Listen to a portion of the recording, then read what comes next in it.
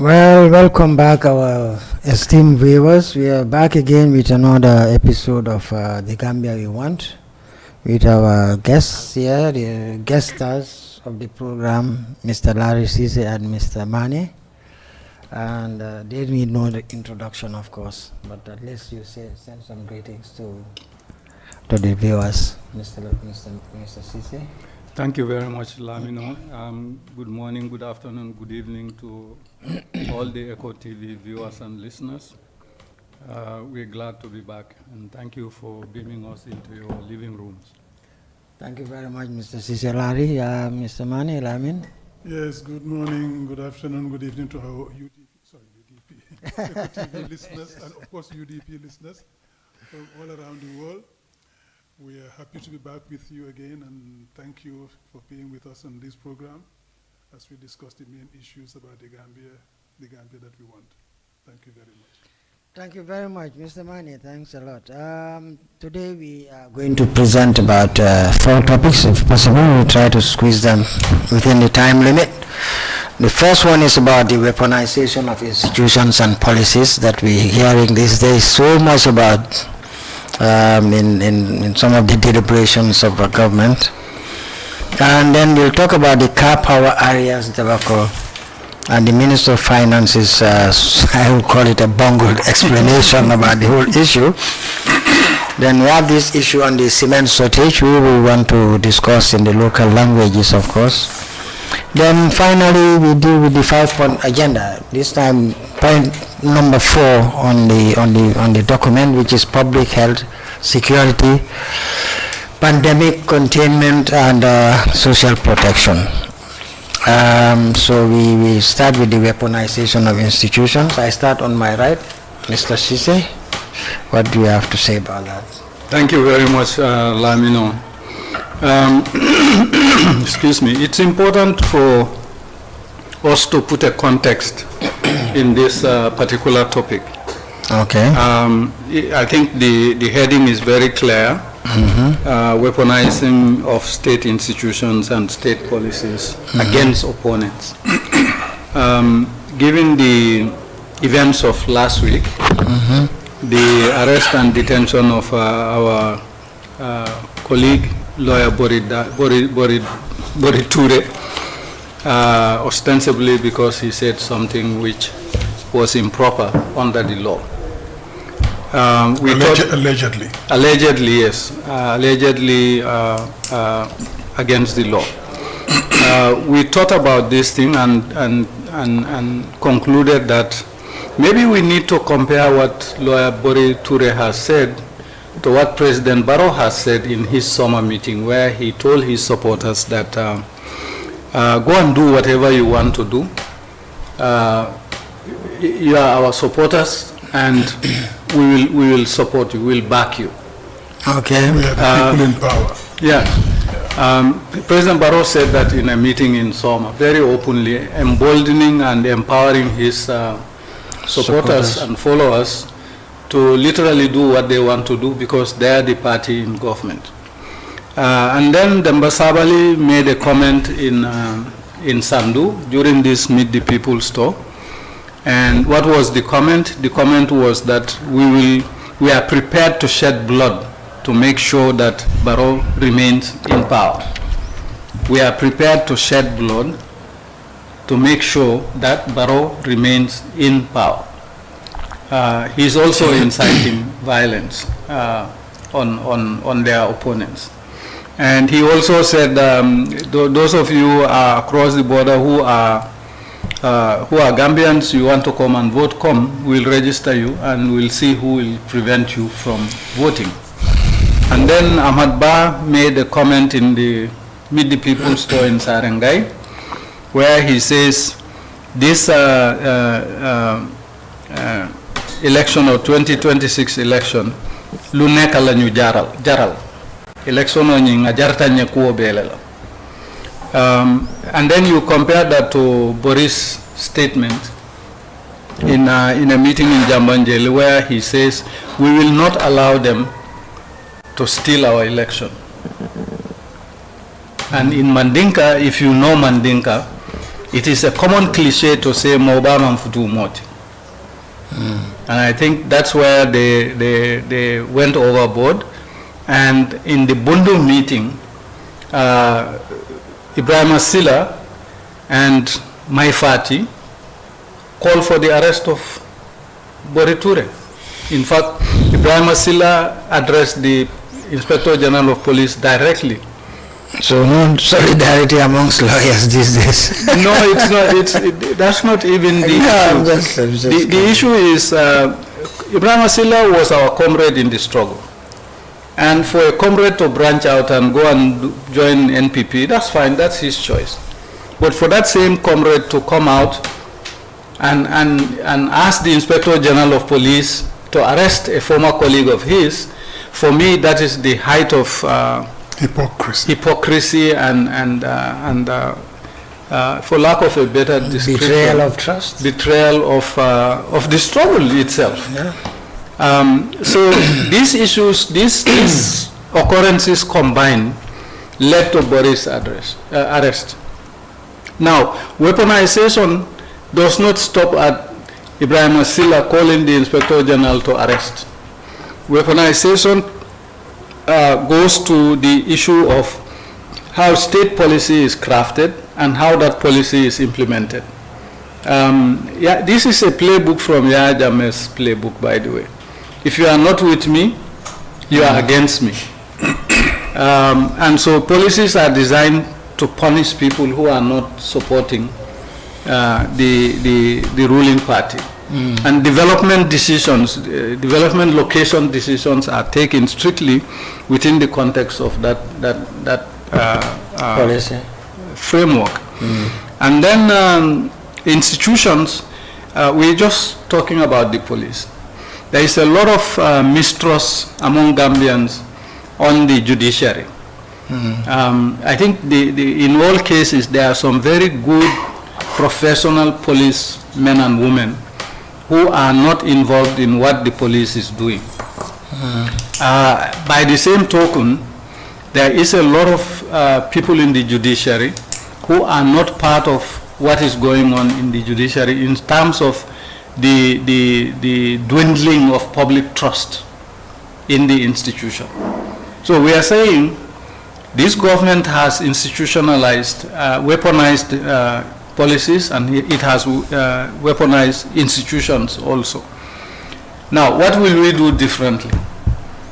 Our general trust in UDP respect the rule of law, follow constitutionalism, and let the truth prevail.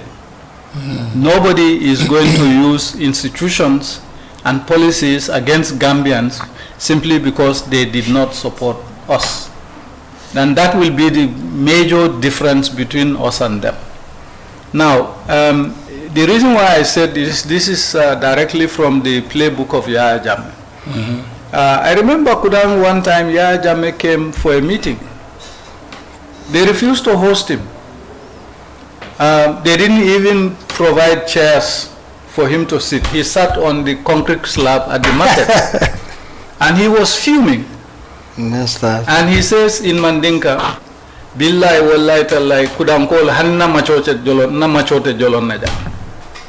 That's what they are doing. They locate development activities in areas where they have support, and they neglect others. The UDP is going to have a meeting in Nyamina, Mount Fana. Lamin will talk about that. The point I want to make here is that the three Nyaminas combined, there are no roads, there is no water, there is no health sector, there is no electricity. The three Nyaminas combined. No water, no roads, no health centers. The health centers that are there are referral health centers and Kudang. They are far away from communities. And so when you have an issue, transporting a patient from a place like Kerkatim to Kudang, you either use a donkey cart or a horse cart or even a motorbike. So there are no roads, no health centers, no ambulances, no water, no electricity. And we keep voting for these people. This is something I cannot fathom. Because this guy is saying, if you don't support me, I will not do development in you. But you keep supporting him, and he's not bringing development to you. I'll stop there. Thank you very much, Mr. Sisa. I think that's very clear. They are cherry picking what they implement and what they don't, using the institutions and policies to try and intimidate. This is part of intimidation, the way I see it anyway. So, Mr. Mani, and intimidation. Yeah, I don't know what do you have to say to that? Yeah, it's extremely not only unfortunate but unacceptable that the state can think that they have the right to punish Gambians for what they think and what they say. Because the development resources that they refuse those communities are contributed by the people from those communities.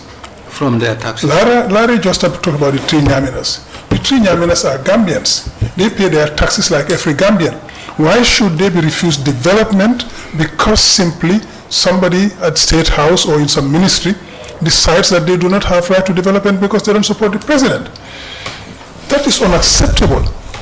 The people in Nyamina pay taxes like everybody.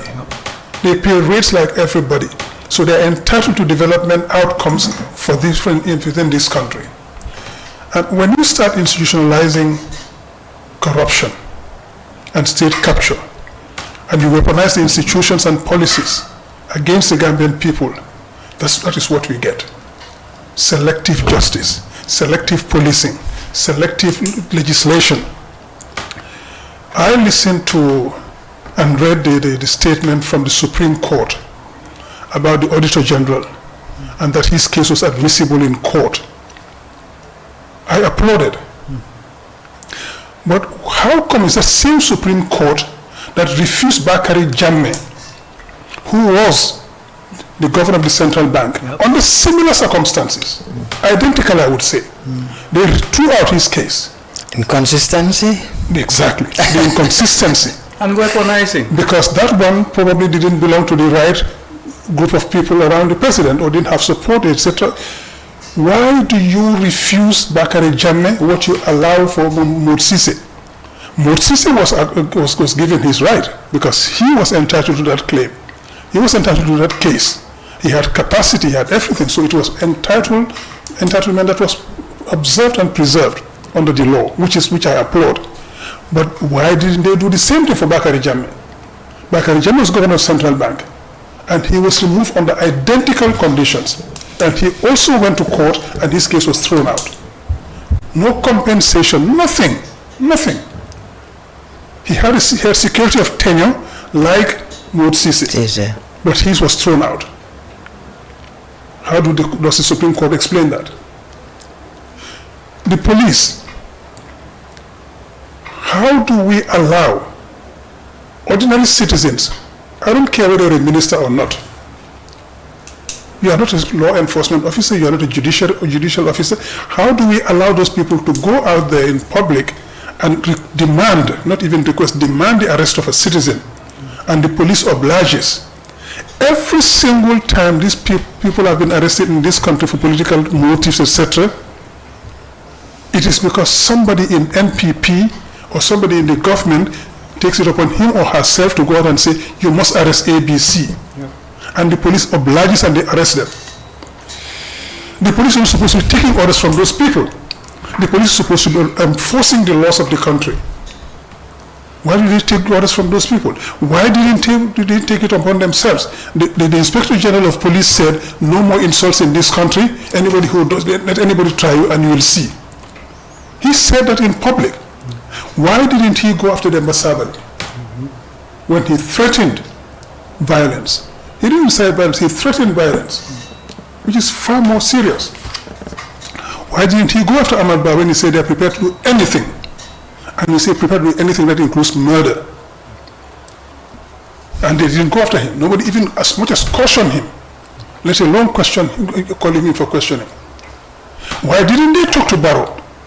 Why didn't they caution him? Why didn't they call him for questioning? You might say he has immunity for questioning, but you can at least caution him. Why didn't they caution him for saying that his supporters are entitled to do anything because they are the ruling party?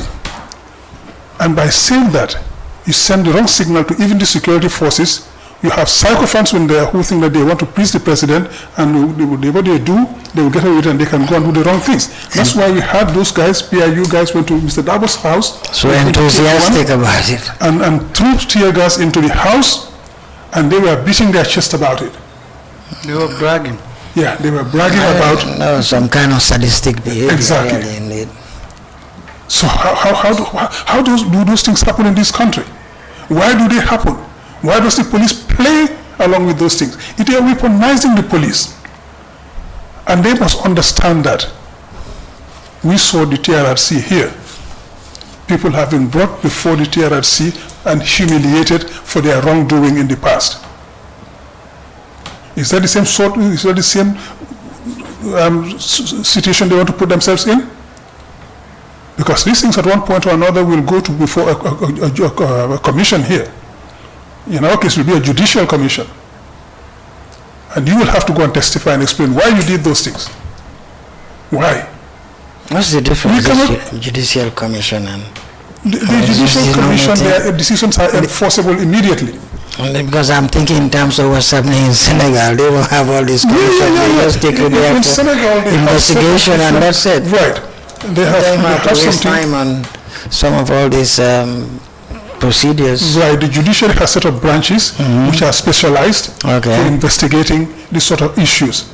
It could be financial crimes, economic crimes, political crimes which have a financial implication.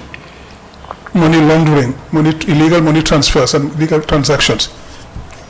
So anytime you deposit a certain amount in your bank, I believe it's 5 million CFA, anything beyond 5 million CFA, you have to account for how you got that there. That's interesting. So if you have a legitimate source of income which justifies that, you are fine. Otherwise, you'll have to explain how you did it. And then that institution can call you for questioning and then take you and send you to court. And you get dealt with. But the thing is, the ECOWAS protocols have similar provisions. They're just not being implemented. Yeah. And we will implement them. But basic thing is, why do you put yourself into a situation where you accept to enforce illegal orders? And you know these are illegal orders. Nobody is entitled to enforce illegal orders. In law, we call it the theory of the intelligent bayonet. Is that some kind of liability in that? Yes, yes. Because you are supposed to be able to discern between wrong and right. If you are asked to implement illegal orders, the law authorizes you to say no. You might face illegal consequences from the government, but at least your integrity, and tomorrow, when it comes to commissions, you will be safe. That's why the justice system is important, because if they are fair enough, you take the matter to court. That would right. Yeah. Because the theory of intelligent bayonet allows you to refuse to implement illegal orders. And when you go to court, the court should be able to uphold your right of refusal to implement illegal orders. But again, the selective justice we see in a number of cases. As Larry said, we have a large number of very decent judicial officers. But we have a number of also unfortunate and unacceptable judicial decisions. And that has to be called out, because the judiciary is not sacred. When they do wrong things, they should be called out like any Gambian. It's just one of the powers in the country. So they have that air around them, you know, that they are untouchable. They are human beings like us. We went to school with these people. We did everything together. And they are Gambians like everybody. They are entitled to perform their functions without being harassed and to be protected. But when they take wrong decisions also, we should be able to call them out. Unfortunately, from the judicial point of view and legal point of view, most of them are immune from action for those things. But we have the right to call them out for the things we know are wrong. Politically, we can call them out. So they must refuse to be used as weapons against the Gambian people. That is what we're talking about here. We cannot weaponize institutions and policies against the Gambian people, because we are all supposed to be equal before and under the law. Thank you very much, Mr. Mani. I think what I understand from the discussion so far is that there is a selective application of the law, Sort of what they call strategic ignorance. You try to sit down, what should be applied somewhere, you tend to ignore it somehow, which is a strategic way of saying, well, I'm not aware of it. Yeah, and if I can just quickly, the last point is also the same thing, because we see it at the level of the executive.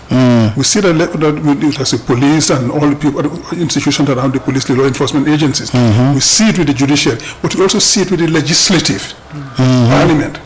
We see parliament accepting to pass laws which are clearly, if not illegal, illegitimate. And parliament fold under pressure from the executive. Like, we will come to that next time. But when, for example, this time round, on Friday, when Parliament accepted the certificate of urgency not to discuss the budget, and the budget was passed without discussion, that is dereliction of duty. Is that what they intend to do? They passed But this is the second year. The second year running. Last year. And they accept it? They accept it. They don't discuss the budget. The minister comes with his budget, he just submits it there, and they tell you, certificate of urgency, you accept it, you just vote yes or no, you don't discuss it. 24 of them voted. 29 out of 30. Out of that. And the voted to accept the certificate of governance in this country is again, that is institutionalizing again another institution against the Gambian people. The budget is supposed to be voted in by Parliament, no taxation without representation. That is the policy and the principle. So you cannot sit there and let the executive come in with a budget and force it down our throat through you people in Parliament, and you accept it. It's illegal. It's unfortunate, really. It's illegitimate. I want to add a caveat on this thing. Throughout this week, there has been social media pictures of two very senior police women who are donning NPP collars, going to the president's meetings, and this is a clear violation of the general orders. In terms of non-participation of civil servants into politics, at least visibly. But these two police women, it's been all over social media. But it's not only them. They have a police women's association for NPP. Just like And Barrow says, if anybody tells you I'm not into politics, write his or her name down. He's with the opposition. With the opposition. The other side, we have police women's association for NPP. Exactly. Well, you have two very senior at the level of superintendent. Two very senior police officers donning the colors of NPP, attending NPP meetings openly in defiance of the general order. Exactly. Well, the other side of the coin is these are indelible records so far as social media is concerned. So tomorrow they could be accountable, held accountable for that. If they don't want to learn lessons from the past, and use the music. That's true. Anyway, we come to the second topic, which is about. I laugh at this one really, because it goes beyond any kind of rationality. How you can sneak in something into the budget, you start wondering what's going to happen to it later on. Something that has already been paid for, you sneak it into the budget, then come out just to try to explain that away. That's the car power areas, and the explanation that has been provided by the Ministry of Finance. Maybe I should start with you this time, Mr. Mane. You remember that 19 point something million dollars? 19.6 million. Hey, Gambia. It's so ridiculous. It's so ridiculous that, sometimes you just want to scream. A Minister of Finance, during a budget statement, you go out there and tell us the World Bank is giving you money, and 19.6 million of that in dollars is going to be used to pay off a car power loan. Car power arrears. Arrears, He didn't say to offset it from somewhere. He said it's going to use to pay that loan. What that tells the country is that you still owe car power $19.6 million. Dollars. When these are the people who told us that car power has been paid off and they've left. And you know that car power doesn't leave until they are paid off. So they were paid off before they left. And now you turn around and tell us you owe them 19.6 million that need to pay back. And when you got caught, I like that you got caught. yeah. When you get caught, I'll just leave it at that. I wouldn't say the rest of the phrase. It's just like you say, Sachi. No, yeah, exactly. You know, you turn around and you say, actually, yes, I'm going to use that money to pay off somebody who lent me money to pay for that. Who is that person who lent you that money? They say the central bank. And we do know that the central bank, when Amadou Sane was Minister of Finance, they repackaged the NAWEC loans and the Social Security and Housing Finance loans and put them in a 30-year bond that government was supposed to pay back. And then during that period, once you pay for that, you're not supposed to be giving government any loans. You're not supposed to be paying dividends until that amount is clear. But you still go around, according to the minister, you go to the central bank and you borrow money from them to pay off a loan that NAWEC should have paid in the first place. Because NAWEC charges us for money, we give them an advance on consumption. So the money they get is paid in advance, so that should go to pay car power. Even though we shouldn't have had car power in the first place, we had them, the money they received, they should have used it to pay car power, but somehow that money doesn't go to car power, and then we get charged a second time. We pay for car power, the consumption, we pay for that. And then we pay for a second time because government takes a loan from central bank to pay for that, and then we have to offset that loan again. So we pay twice. Now, and the minister knows that what they did was indefensible because central bank was not supposed to lend them money under the conditions we're going through right now to be able to offset that kind of loan. They can borrow from the central bank up to the maximum of 10% of revenue for the preceding year for budgetary reasons, not to go pay off loans that somebody has incurred somewhere. And this was not for the 10% limit of revenue collected the preceding year. Be careful. Somebody owns that bank individually. My central bank. Be careful. Yes. And that in itself, when I heard it, I was like,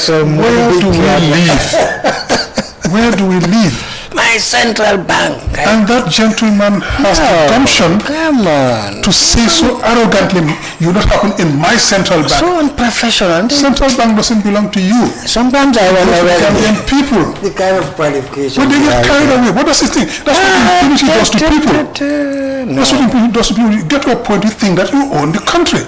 Yaya used to say, humility is important. Humility is very important. That's what Yaya used to say. This one to central bank, come on, man.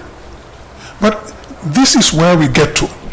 So even assuming that he had borrowed from what he said, assuming he borrowed the 19.6 million from central bank to pay off car power, it's wrong. Not telling us upfront, but trying to spin it and then get caught out because the Turkish embassy came out and said, no, you don't owe us any money, you paid everything. And then he said, why did they do that to me? Now I have to scramble and try to rectify the situation. Spin. So, I mean, and we see this constantly with this government, particularly the syndicator. Can these guys start telling us the truth? I think the guy is your friend, you know.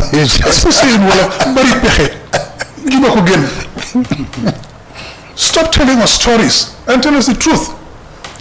But especially stop doing the wrong things. Stop corruption.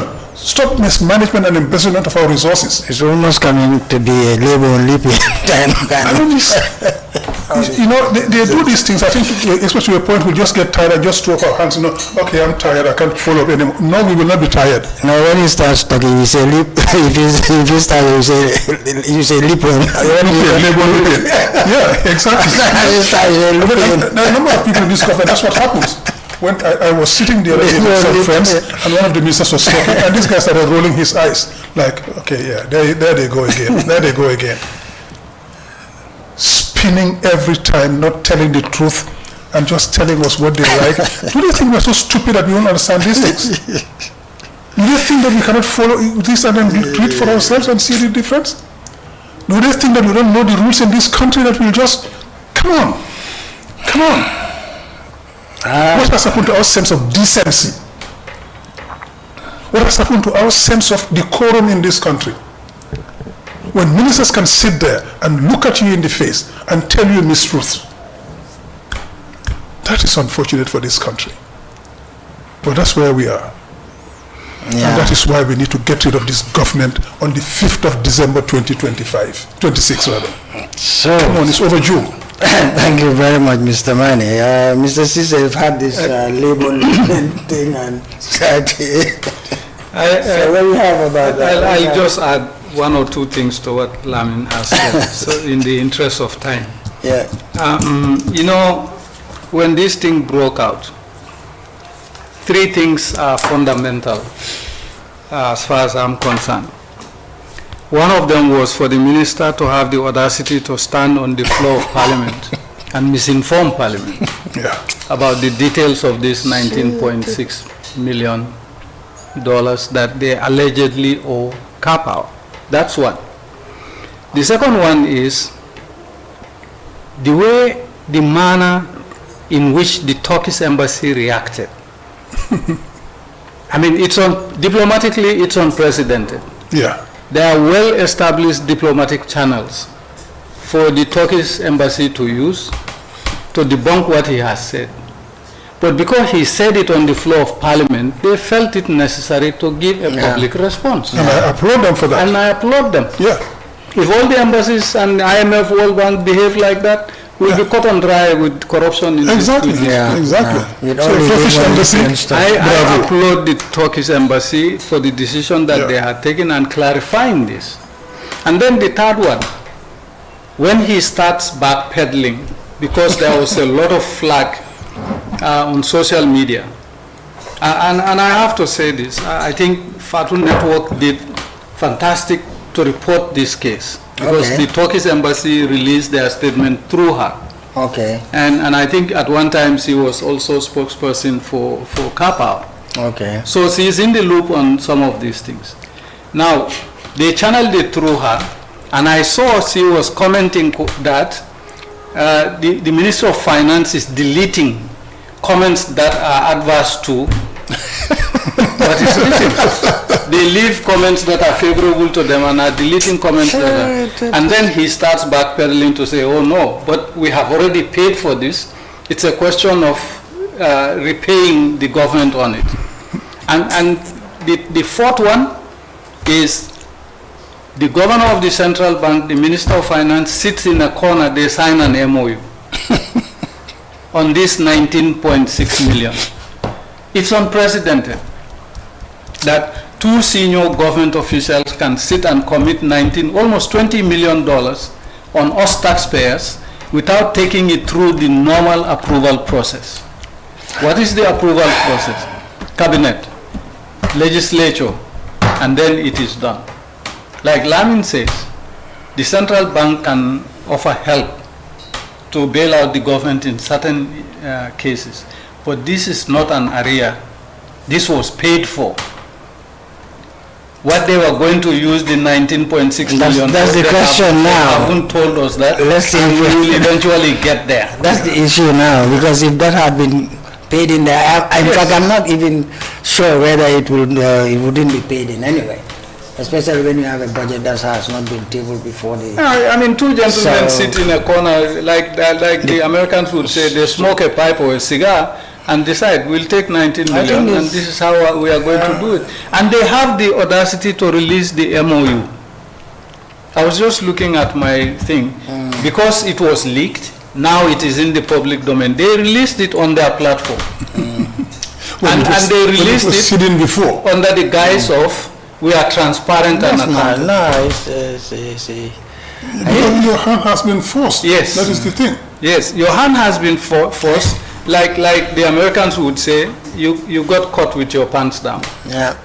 This is a literal definition of that.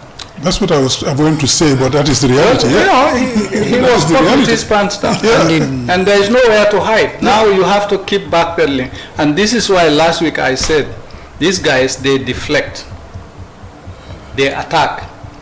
But now they've added a new element to it. That new element is obfuscating. They obfuscate. Rather than tell you the truth, they will obfuscate. That's one word I don't attempt to pronounce, please. I will not even try.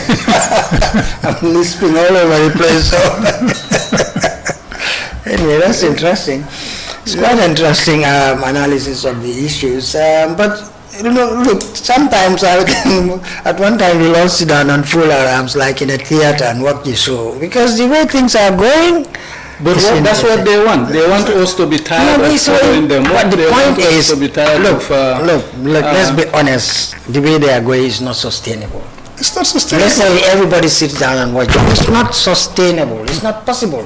And someday things will just collapse. And that is why the Gambia... And that's where we are leading. And there are so many hidden transactions that are being done. Oh, yes. We never know how much of the budget is spent before the end of the year. At one time of the year is all the budget gone. Say the end of first quarter. No, I'm just saying. I'm just questioning, you know. And they are not saying it. They keep borrowing. Just to feel it. Ponzi schemes don't work. Yeah, and let me know they don't work. And you sometimes wonder, these professionals, are they professionals at all? And you start making the institutions as your personal property. Where's the humility? But the other point, along lines you're talking about, what you're saying there, the other point is, why don't we get actuals? Yes. Why don't we get actuals of anything this government is doing? They have the budget, but what is actually spent, we never get to see it. We never get to see how the budget was implemented. It's kept like a state secret.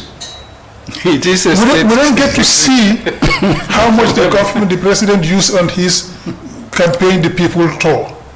Because I don't call it the people tour, it's go campaign with the people tour every year.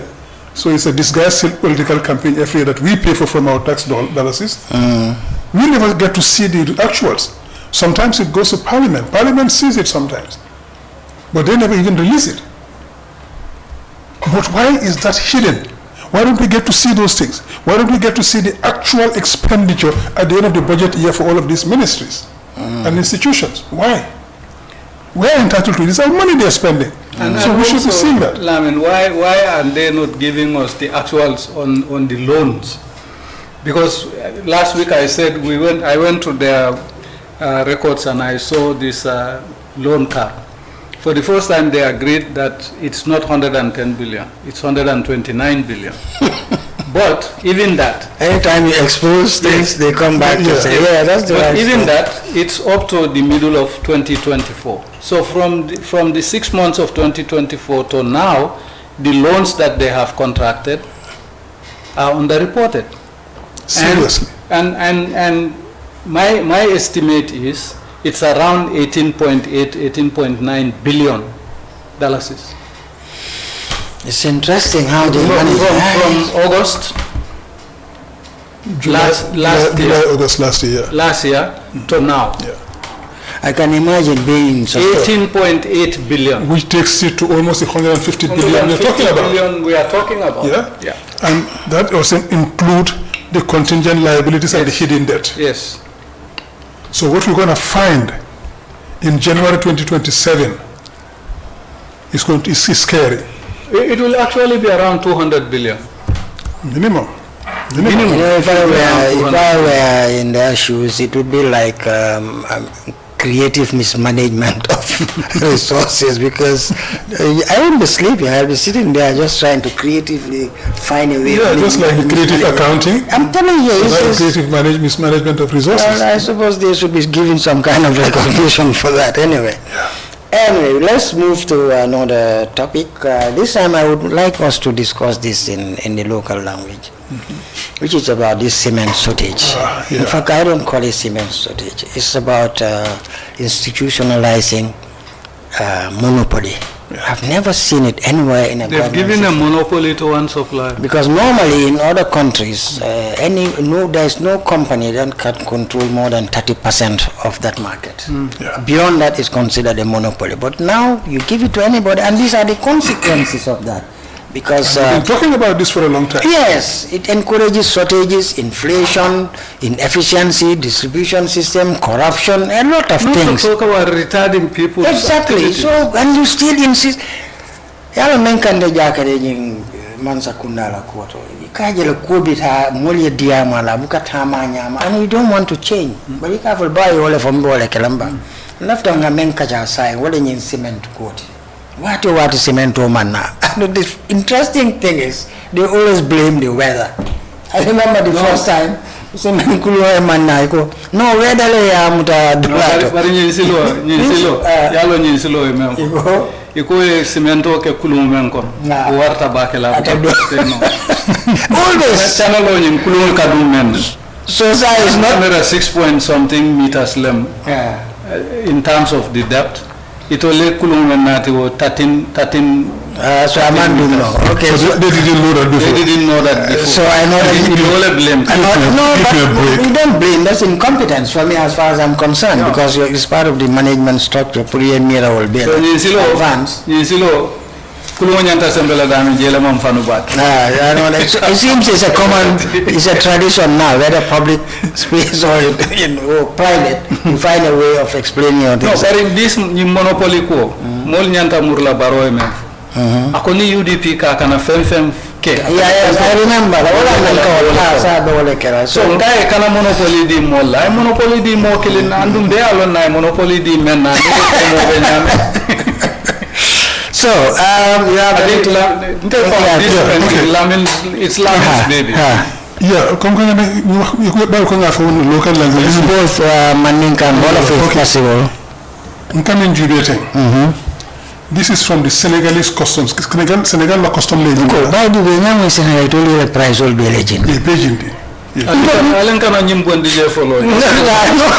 that's just Senegal na custom legend bondi.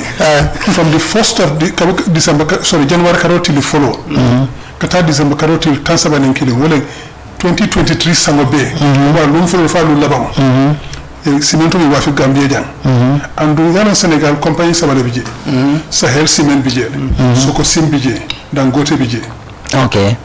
Ni Sahel da Malem wafi jang sen usama. Sahel da Malem wafi na Gambia tata dalasi million tansaba. Ani wuli mu wanni lulu. Dalasi keme kononto anin tanna nin nani. Almost 32,000. Yeah. Dollars is 32 million. 30 million 126,000. Biri you wafi Gambia jang. Yin yalo twala fanyi fini Bubakar Sidiki jambere nyi soto jona finti biri 2024. Ameta bira ya fonu ikaban to nyaf. Par ngota Senegal la kosubani la stampo be yaji wala stampo nyintite. Yeah, I can see that. Vente de ciment par article et par pays. Cement sales by article and by country. Le ciment du Sahel is there. Ciment du Sahel. Yeah, I can see that. Period from the 1st of January 2023 to 31st of January. That's right. So you wafi otumole. Biri yo wafi. Yeah, samba. Yeah, government, Senegalese government is already bondi. Yeah, mi wafi Gambia Sahel cement da mi wafi jang million tons saba cemento yola wafi. Yalla ma sakunda jele declare ko yola soto je. Million 5 million. Dollars? Yeah. Sorry, million kena saba. Yeah, 300 million. Ma sakunda ko million money lula mal soto je. Out of 300 million, 25 million. Million kimefula million tawro ni lulu be yamata mara dame. Okay? And you must Sahel cement da malade. But ko kamana yitandi wolen Sahel cement wolen mi wafi nyim bankoma. Woni soko sim taman killing. Woni dangote taman killing. And do what tomorrow. Gambia funding keo. Wole company law. Ikata cement was from Senegal. Ikasambananjang. Yeah. Okay? Niya sambananjang means ya nying atara kanyan mun ton kime woro anin tamnin kononto. Ton wuli kime woro anin wuli tamnin kononto. Ye wole wafi Gambia watu soko simi wole wafi jang. So biri wafi jang. Gambia de wole tarasa Senegal. ya samane motor ya jindi Gambia ja ya wafi la biti colt oni min sa soko sima mankile min sa dangote mankile so wul Gambia de mi ko dol ta don to dol bi je do ko diaspora yela économie ul bela nyoke na temo to sanja ye biti ko li yele kada sama do sa Senegal kana ka wafi ja so competition so in bamboo cement ja oil ja cement and salam ibi competition so feel like a jinole isi tado wati killing iko sai wala cement to kamin sambana sai e kamin jonu to mo tax boto dala sitan sa ko yo tax no sakunda sita bunkinin do aya sambo kemenin tansei boto ay wala ke tax from $30 to kabut dala sitan sa tax aya sambo kemenin tansei yes no do say tax le ke kemenin tansei boto wala pour ye boy yeah wala cement to say ma wa fi no ka fi boy la cement do tata frontière to kar jama non kanano you will be stop wala jama pour ja oil da masika kino do sama I don't know what I understand. Why do you have to sacrifice your people for just for one person? no wala akata jana ko be kam meeting wala ke ngota ni sama fo parlementaire so do ya pour ni sié kasha Unfortunately. parlementaire so na so na ko kala je ni sama député do ya ni cité kasha pour ka wul ma koy the young importers of cement in Bako kaji maso na ke ma koy yow le business sul fa wala nyama o fa mu Gambia di ngol leti e ka mole tajan do ko wala e ka taxo jojanne dafa ko hawo daw ni jaaw ka tax mi wala siyata ba fa ka tax la do nyim banko kan andi ka tax ni ma do banko kan ja e mo jamal ta do ko la nyim banko kan e ko jaaw ile cement factory sama cement factory soto cement factory nyim banko kan min be nyim banko kan cement mun ko sambana ya ke boto ko na ya wafi de bagi woto le bija factory tija cement is one of those things mi ya lonko aka bodami ika do ko woleto ibi ka cement wala limestone transport mi ta factory le bla do ko ke bo yele ajibe taw dan ka cement daje Senegal cement ka dadami limestone do woleto ika factory le woleto cement daje ni ko wol transport ka bo do ko ka ke bla do bo yele so cement ka so sadu dami ka da jelu ya ke bagol ko ne tawa So do ga mun ko mal na fe don yana ya so ri bobo ko exactly because limestone sama ka cement ka cement mun ko sambana ya ke do to ko amuto de comme na mari wa fa to mo jabe kamano sama in vrac mari jama container gina ya jurma il faut fond le boto taw sur le boto ko o do ni biye o do mano Sénégal that's not it ya le fa kamano Sénégal ni mano Sénégal kamano sama ya ba 2 months ago ngamano san lafta fongo Saddam lel ya American rice le dinna abe boto ko no bari ko Saddam lem okay andu na Saddam la price lejo exactly so fa sa fon kasimento ngamano do ko Gambia ibi ka do ko je ka so mo ya ke ba ko no je boto ko no ja ni fana bi kasimento do ko je ka simento mun ko sama da boto ko no ja bari lafta wala monopoly di la wala la so ni simento wa fa dal be la business sol tinya ya be fa bi mbol ko no tambi e fana ba to mo simento da dal skina saba ni fenna bi keme woro ni fenk simento boto ko sawala ni yaje nyaala 150 ni yaje nyaala do li bi je lo ko sawala simento soto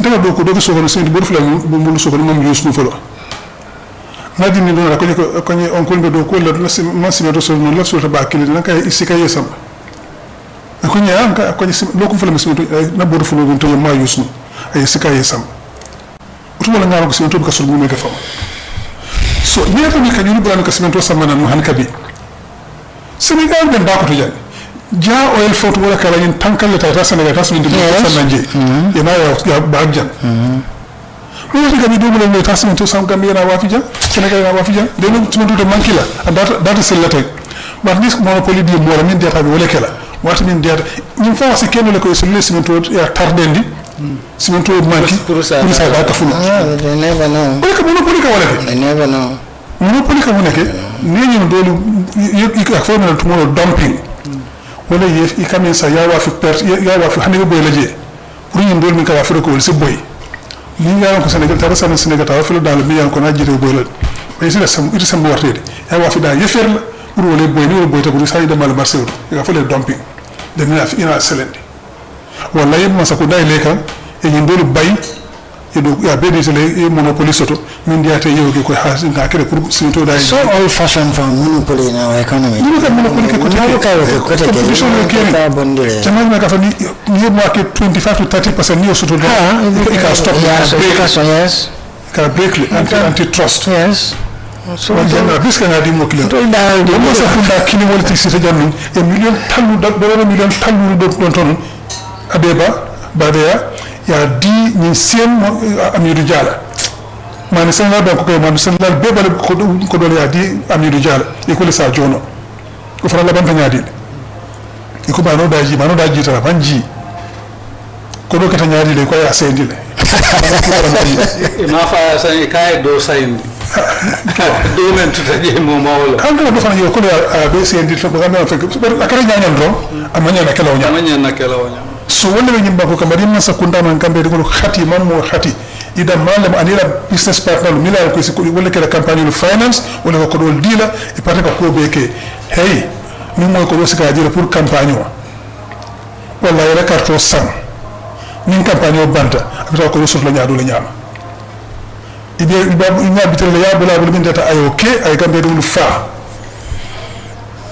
wala ye nya biti ayela bawo carte sang sanji lulu min data wala kala tit hayni dayala itila carte wa fiya ko sa ye fan wa fiya ma so ni le kere nyim banko kam ni masakunda mo khati imam mo khati fawl ko anir teri mañol simanto ma man kala nyimba ko ka andu burkat ko mo fadda fawto man daga kawto ko ECOWAS treaty ko le ko nyanta priority gam ECOWAS di wala nyanta fewol sanna wala folo bulu ka ko ECOWAS bambandi ka ECOWAS sembentu ya so fefe sa sanno banta naka do ko ECOWAS kono nyanta fere kala nga sang ECOWAS kan jam ECOWAS kono jam.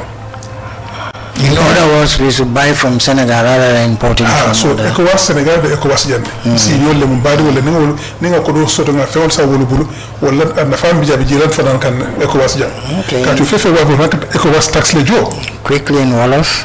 so no beti nya pour kam wadan tam makoy bi mbelu bata ko no bi no bantu wa do ci Wollof moy fi lañ togon daw ñu gis nguur gi tej business yi young Gambians yi fi nekkon ay ndaw yi Gambie yi fi nekkon di jaay ciment ñoo dañ daan seen doole bitim réew li nga am ci xaalis ñu indi ko fii jënd ay moto ubbi ay boutique jël ay nit ñu liggéeyal ñuy import Sénégal jëlee ciment Sénégal di ko ñëw di jaay fii ñenn ñi nekk ci diaspora bi liñ dajale foofu ñu jël ko yëpp ñëw indi ko seen réew ñu xaar ñu dem investir suñu réew ñëw fii jënd ay moto ubbi ay boutique jël nit ñu liggéeyal di fay taxe di def lu nekk nguur gi jékki-jékki rek ne leen hey yéen amal leen ma benn njëriñ parce que bëgg leen sama parti boo tëral ma finance ñu tëj seen business yi yëpp jël nguur jël liggéey bi jox ko jaa oil rek ñu leen lu tax ñu ne waa jaa oil li moo fay tax si tax moo bëri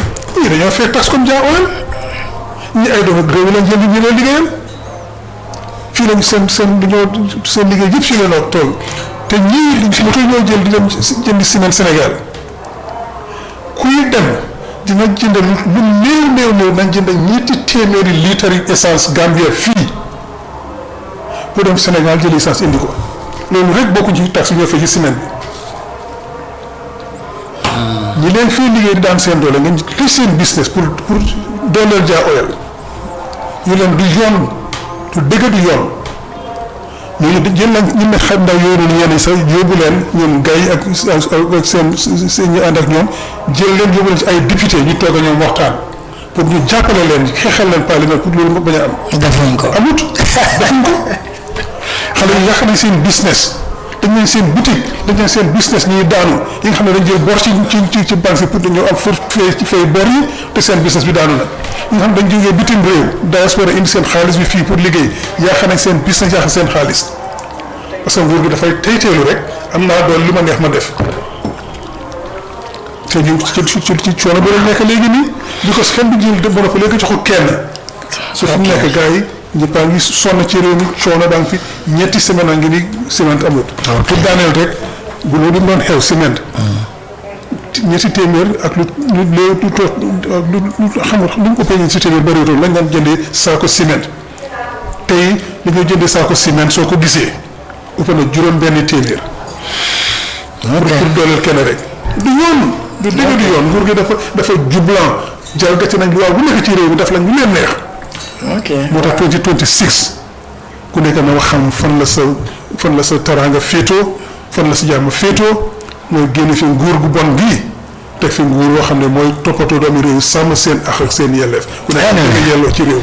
And all these things they are on our record. But always kawle for you friend me have record le. Free tax wa nyame bugat do nyame ka nyame police ke nyame be. But it seems it seems we are running out of time.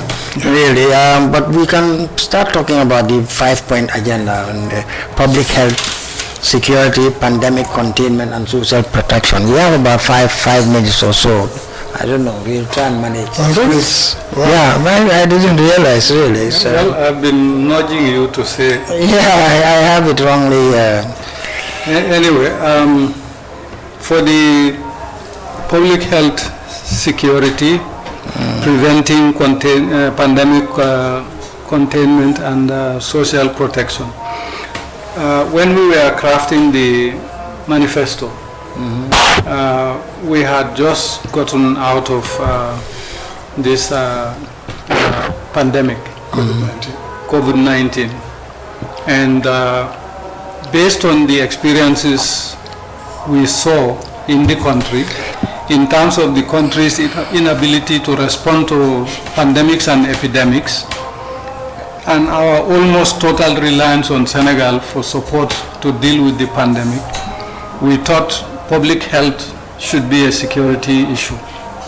And that is why we crafted it as public health security and pandemic containment and social protection. Meaning, we want to reform the health sector so that it can perform its core mandate of providing effective, efficient, cheap public health services, primary health care services. We can also prevent the issue of the government budgeting something like $60 million for treatment abroad. And we have also said in order for us to contain pandemics and epidemics, we have to have the institutional framework to respond, to contain, and then to treat. And in order to do that, you have to have a very strong social protection system around it. And that is why we within this thing, we say we'll improve the health care facilities, we'll introduce schemes to protect the vulnerable and upgrade basic social services.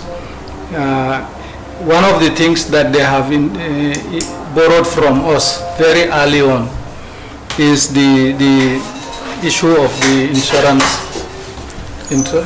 scheme. But are they implementing it at all? Well, it's there. It's on paper. I think they did it for a different purpose. But our purpose was to create an insurance and a pension scheme, which co-finance each other, like we have in other countries. And then public health financing. We need to have a solid public health financing scheme that is self-financing and it is sustainable over time. Like the education sector, the agriculture sector, we need to have